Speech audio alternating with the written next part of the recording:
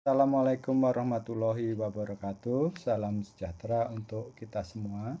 Dalam kesempatan ini, saya Dodi Susetio, penata kelola perumahan ahli madya pada Dinas Perumahan dan Kawasan Permukiman Provinsi Kepulauan Riau, menyampaikan storytelling tentang peran pemimpin membangun budaya akuntabilitas dalam organisasi.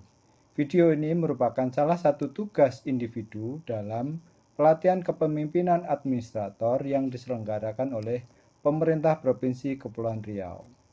Bapak-bapak, ibu-ibu, dan rekan sekalian, sebagaimana kita ketahui bersama bahwa untuk membangun akuntabilitas setidaknya ada standar minimal yang terpenuhi seperti 1. Adanya output dan outcome yang terukur. 2. Adanya kesesuaian antara pelaksanaan dengan standar prosedur pelaksanaannya. Serta ketiga adalah adanya sanksi yang ditetapkan atas kesalahan-kesalahan atau kelalaian dalam pelaksanaan kegiatan tersebut.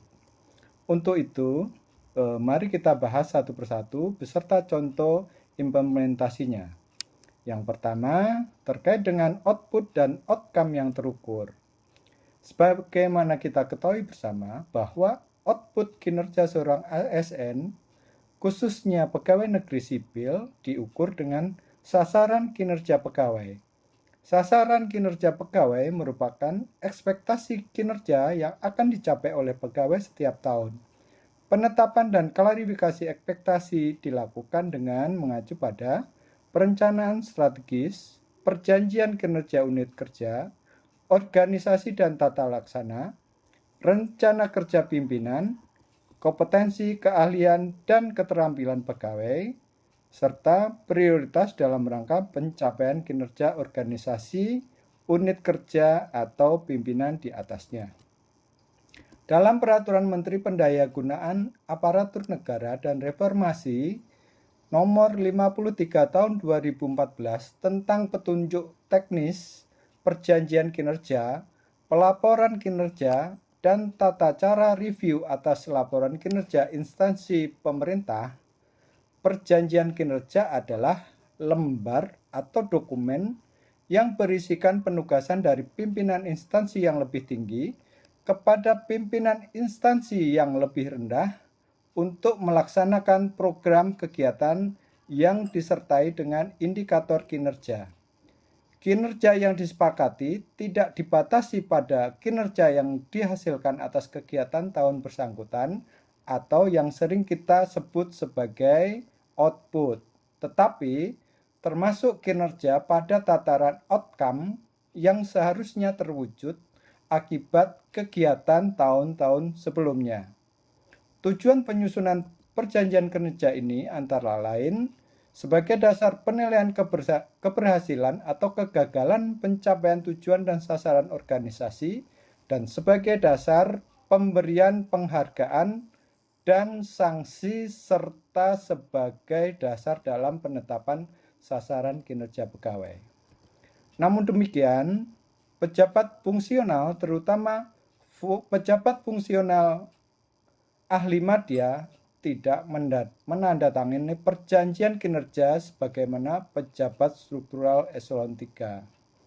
Demikian halnya dengan organisasi dan tata kerja yang dituangkan dalam Peraturan Gubernur Kepulauan Riau Nomor 12 Tahun 2023 tentang kedudukan, susunan organisasi, tugas dan fungsi serta tata kerja perangkat daerah, tidak menjelaskan kewenangan, tugas, dan fungsi dari pejabat fungsional ahli madya, terutama fungsional penata kelola perumahan ahli madya yang ada di Dinas Perumahan dan Kawasan Permukiman Provinsi Kepulauan Riau.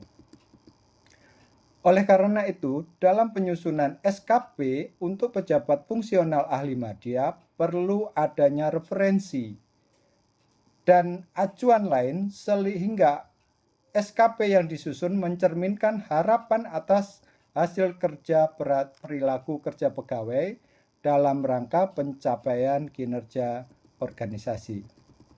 Berkaitan dengan hal tersebut, dalam penyusunan SKP pejabat fungsional penata kelola perumahan ahli madya tidak dapat mengacu pada perjanjian kinerja pejabat yang bersangkutan, serta belum adanya uraian kewenangan tugas dan fungsi dari pejabat fungsional, terutama pejabat fungsional ahli madya.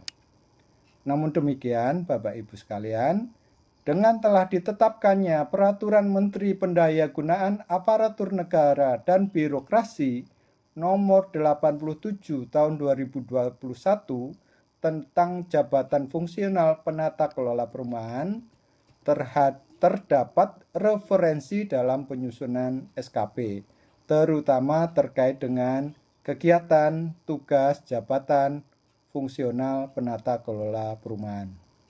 Berdasarkan hal tersebut, dalam penyusunan SKP pejabat fungsional penata kelola perumahan mempedomani 1.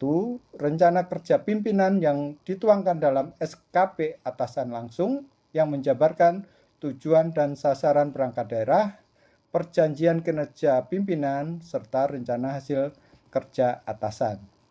3. Kegiatan tugas jabatan fungsional penata kelola perumahan yang tercantum dalam Peraturan Menteri Pendayagunaan Aparatur Negara dan Reformasi Birokrasi Nomor 87 Tahun 2021.